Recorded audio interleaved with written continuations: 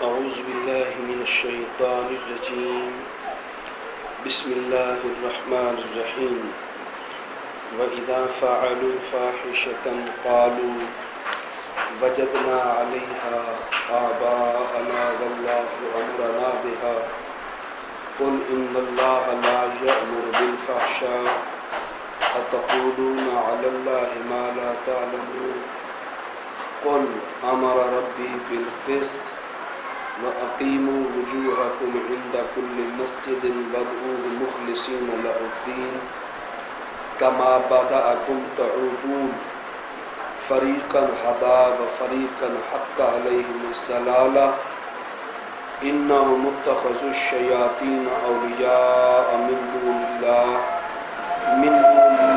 ويحسبون أنهم مهتدون قال النبي صلى الله عليه وسلم لا يؤمن أحدكم حتى أكون أحب إليه من والده وولده والناس أجمعين صدق الله العظيم وصدق رسوله النبي الكريم ونحن على ذلك لمن الشاهدين والشاكرين والحمد لله رب العالمين. سامعین، یہاں اللہ پروردگار عالم نے ان آیتوں میں مشرکین مکہ کی ایک برائی کا تذکرہ کیا اور پھر برائی پر دوسری برائی کا تذکرہ کیا اور پھر اللہ پاک نے ان کی تردید فرمائی.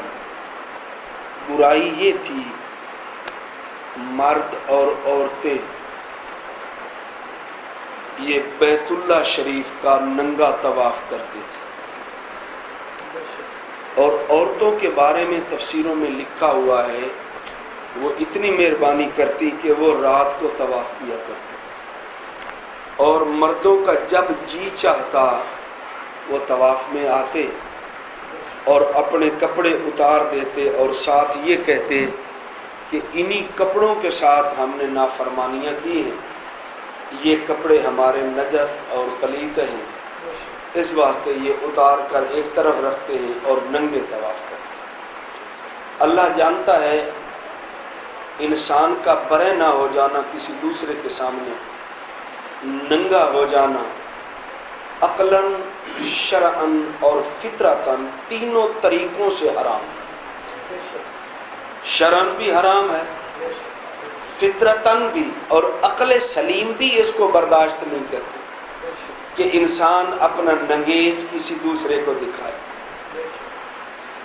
عقل سلیم بھی اس کو گوارا نہیں کرتی. ایک بندہ مسلمان نہ ہو، ایک انسان مسلمان نہ ہو اور اس سے از روئے انصاف پوچھا جائے بشرطے کہ اس کا عقل صحیح ہو کہ ننگا ہونا کیسا ہے، تو وہ بھی اس کو ناجائز اور حرام کہے. یہ برائی کرتے اور جب پوچھا جاتا کہ اس کی دلیل کیا ہے، دلیل کے اندر دو باتیں پیش کرتے. پہلی بات تو یہ پیش کرتے کہ وجدنا علیہا آباءنا، اپنے آباء و اجداد کو اسی طرح کرتے ہوئے دیکھا، اور یقیناً ماں کی گود میں جو ملتا ہے اور باپ کے گھر میں بچپن میں جو دیکھا جاتا ہے وہ انسان کے دماغ میں راسخ ہوتا ہے، وہ انسان کے دماغ میں پختہ ہوتا ہے. وجدنا علیہا آباءنا، ہم نے اپنے آباء و اجداد کو اسی طرح کرتے ہوئے دیکھا.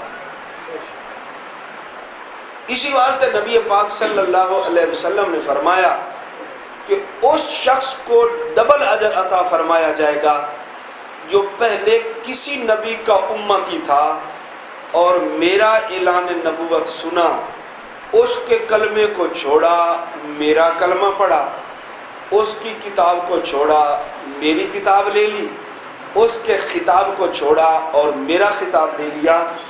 جو شخص اس طرح کرتا ہے اس کا پہلا اجر بھی ضائع نہیں کیا جائے گا اور پہلے اجر سے اسے محروم نہیں کیا جائے گا، پہلے نبی کی شریعت پر عمل کرنے کا ثواب الگ ملے گا اور میری شریعت پر عمل کرنے کا ثواب الگ ملے گا، تو اس کو ڈبل اجر عطا کیا جائے۔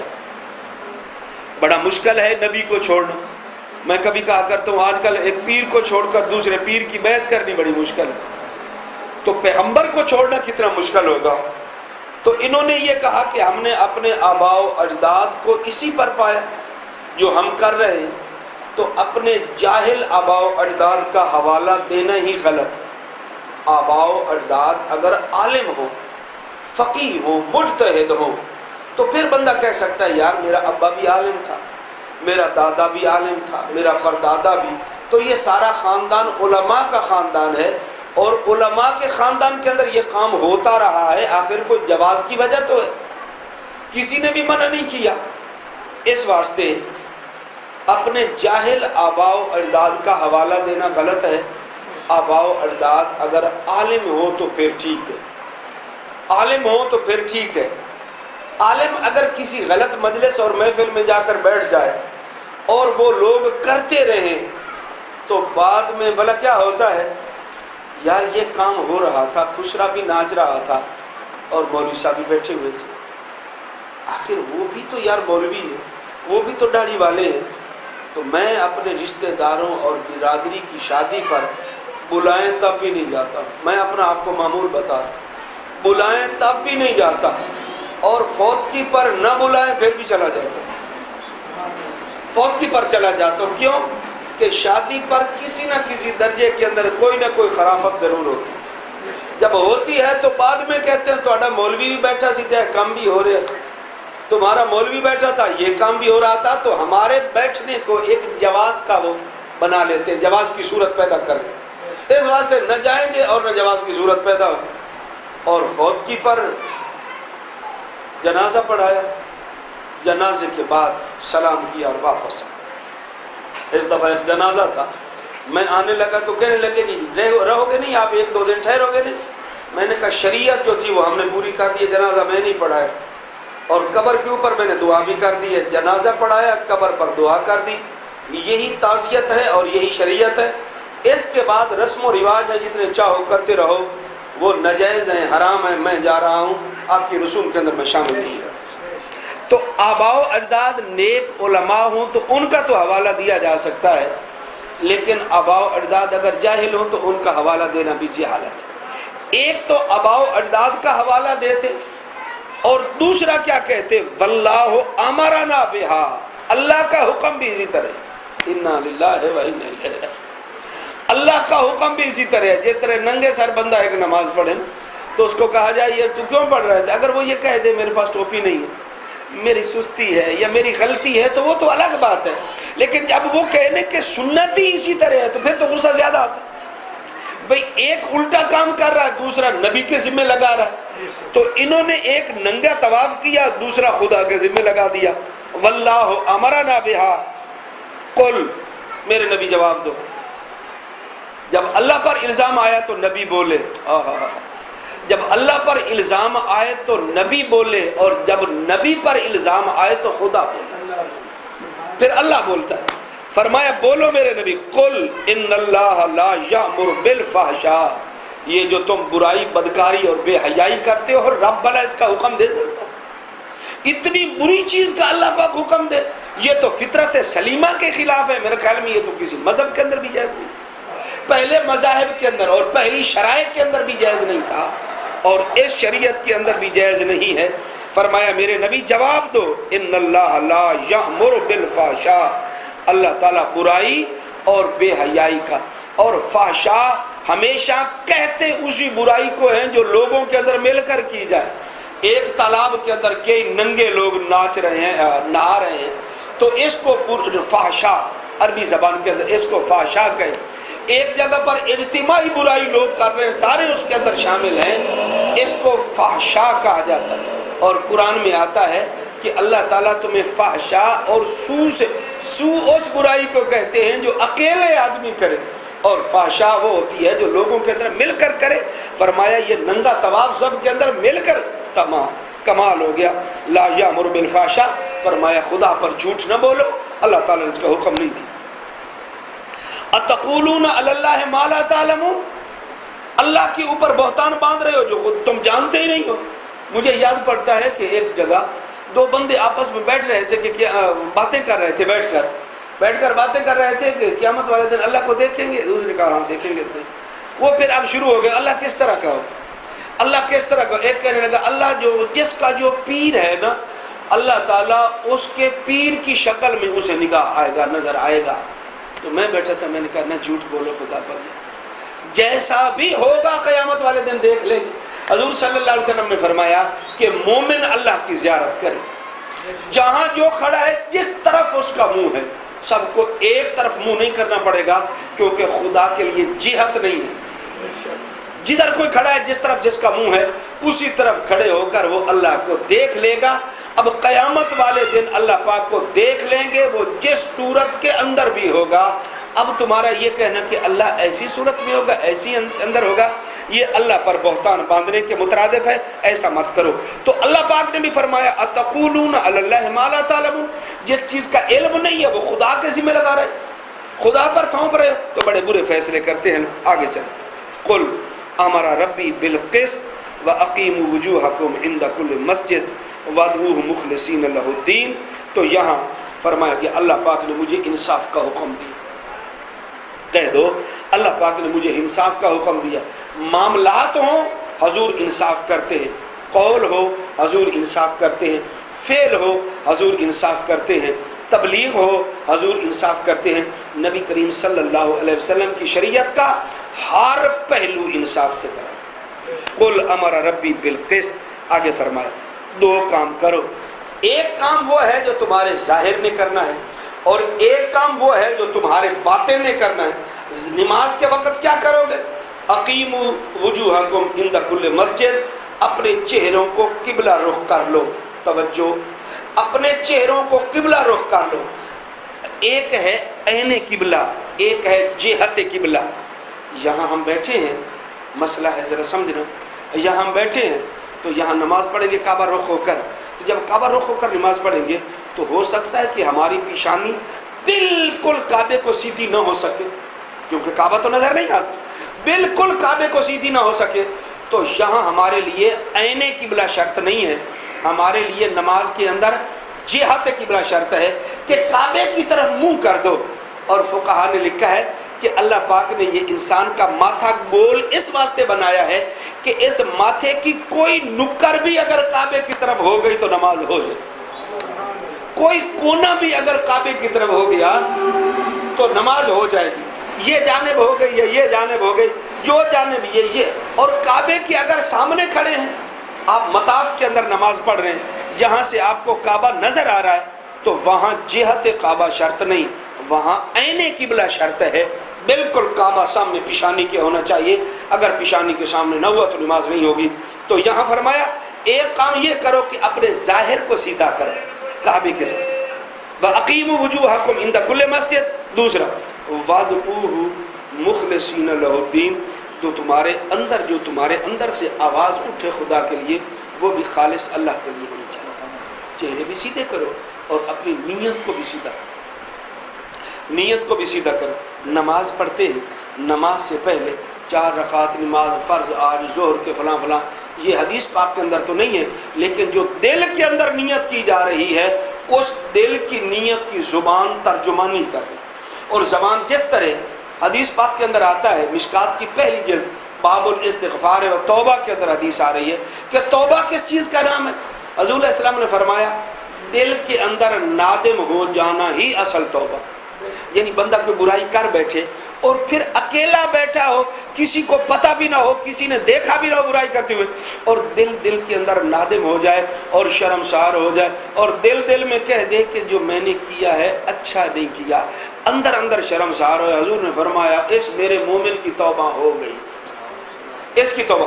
اب پھر وہ زبان سے اظہار کرتا ہے یا اللہ مجھے معاف کر دے، تو جب زبان سے اظہار کرتا ہے تو یہ زبان سے توبہ نہیں ہو رہی بلکہ وہ اندر والی توبہ کا اظہار ہو رہا ہے۔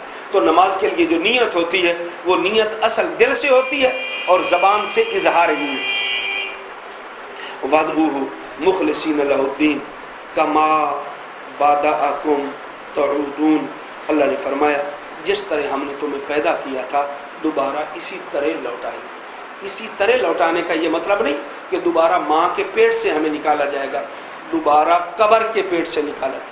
और कब्र के पेट का मामला भी फरिश्तों के हवाले और अम्मी के पेट का हवाला भी फरिश्तों के हवाले। अब अम्मी के पेट के अंदर भी खाता पीता तो है लेकिन पेशाब की गुंजाइश नहीं होती। कब्र के अंदर भी अल्लाह रिज्क देता है लेकिन पेशाब की गुंजाइश नहीं होती। जब माँ के पेट से निकलता है तो पेशाब करता है, इधर कब्र से जब निकलेगा तो पेशाब करेगा।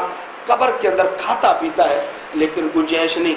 लेकिन याद रखना जब माँ के पेट से निकलता है तो नंगा होता है, माँ के पेट से निकलता है नंगा होता है और उसको कपड़े पहनाए जाते हैं। और जब कब्र से निकलेगा हजूर ने फरमाया नंगा होगा, फिर उसको जोड़ा दिया जाएगा। और जब माँ के पेट से निकलता है तो भूख प्यास लगती है, चिल्लाता रोता है, अम्मी उसको घुट्टी देती है या दूध पिला देती है। लेकिन जब कब्र से निकलेगा तो रोएगा, चिल्लाएगा, परेशान होगा, हजूर उसको आबे कौसर पिला देंगे। अल्लाह के नबी उसको आबे कौसर पिलाएं। कमा बदाअकुम तऊदून, फरमाया जिस तरह तुम्हें पहली मर्तबा पैदा किया था तुम्हें लौटाए। फरीकन हदा, एक फरीक अल्लाह ने पैदा किया वो हिदायत पर चलता रहा। व फरीकन हक्क अलैहिमुज़्ज़लाला, दूसरी जमात वो थी जिनके ऊपर गुमराही आकर बैठ गई और वो गुमराह हो गए, रास्ता छोड़ गए। इन्नहुम मुत्तखज़ुश्शयातीन औलिया मिन दूनिल्लाह, इन लोगों ने क्या किया? फरमाया जो लोग गुमराह हो गए इन्होंने शैतानों को अपना यार बनाया, इन्होंने शयातीन को अपना दोस्त बनाया। जो शैतान कहता था उसकी बात मानते थे, अल्लाह की तरफ नहीं आते थे। तो मैं आज सुबह मकबरे के अंदर दर्स दे रहा था, मैंने कहा हम जल्दी करते हैं लेकिन बुराई में बड़ी जल्दी करते, नेकी में जल्दी नहीं करते। हमारी जो दौड़ होती, अभी मदारी वाला आ जाए और वो अपने डौरू बजाए और उसके पास वो बांदर भी हो, बकरा भी हो, सांप भी हो, तो वो खड़ा हो जाए और डौरू बजाए, तो मेरे ख्याल में एक दफ़ा डौरू बजाने से इतना मजमा जमा हो जाएगा जितना हमारा ये 4 दफ़ा जमा करें 4 एतवारों को, तो इतना नहीं होगा जितना 5 मिनट में उसके पास हो जाए। बुराई है, लोग जल्दी आ रहे और नेकी की तरफ, नमाज की तरफ। आखिर जुमे के आखिरी 5 मिनट मौलवी साहब तकरीर छड़ दाए, इतने मिनट थे 5 मिनट पहले जाकर सुनता पड़ा कितने तकरीर छड़ देगा और खुतबे के अंदर शामिल हो जाएंगे, आखिर के अंदर जाएंगे। और बुराई की महफिल है तो पहले टिकटे हो जाए। मैं गया हूँ यहाँ कश्मीर मरी के अंदर, तो मरी के लोग मुझे बता रहे थे कि आपके लाहौर के एक्टर यहाँ फिल्म बनाने के लिए आए थे।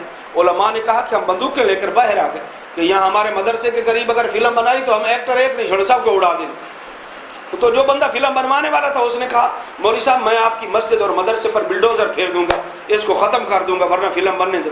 तो इन्होंने, हमारे उलमा ने कहा मस्जिद मदरसा गिर जाए जो मर्जी हो जाए हम फिल्म नहीं बनने देते, हम बंदे मार देंगे सारे। और उसका होटल भी करीब था, तू मस्जिद को गिरा हम तेरे होटल की तबाही कर देंगे। तो अल्लाह वाले ऐसे भी हैं जो बुराई के सामने डर जाते हैं और कई ऐसे होते हैं। अच्छा वो भला क्या कहने लगे कंजर जी, 2-2 3-3 महीने पहले की टिकटें बुक हो चुकी हैं, 2-2 लाख की टिकटें बिक चुकी हैं, तो अब आप हमारी फिल्म किस तरह रोक सकते? उन्होंने कहा जी 4 करोड़ की बिक चुकी हूँ फिर भी हम नहीं बनेंगे।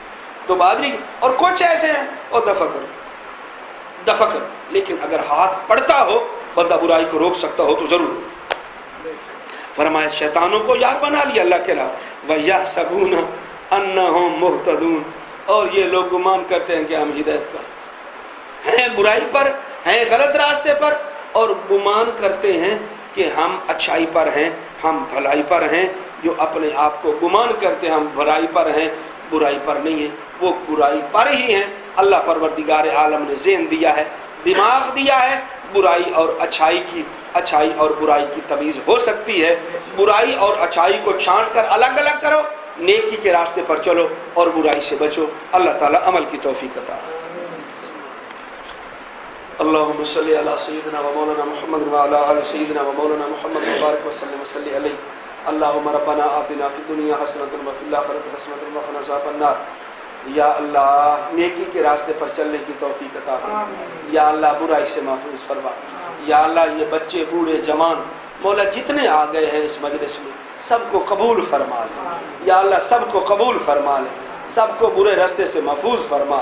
या अल्लाह हमारे वालिदैन और हमारे उस्तादों के गुनाहों को माफ़ फरमा। या अल्लाह हम सब का खात्मा ईमान पर फरमा। मौला तु जन्नतुल फिरदौस अता फरमा। सल्लल्लाहु तआला अला खैर खल्क़ी।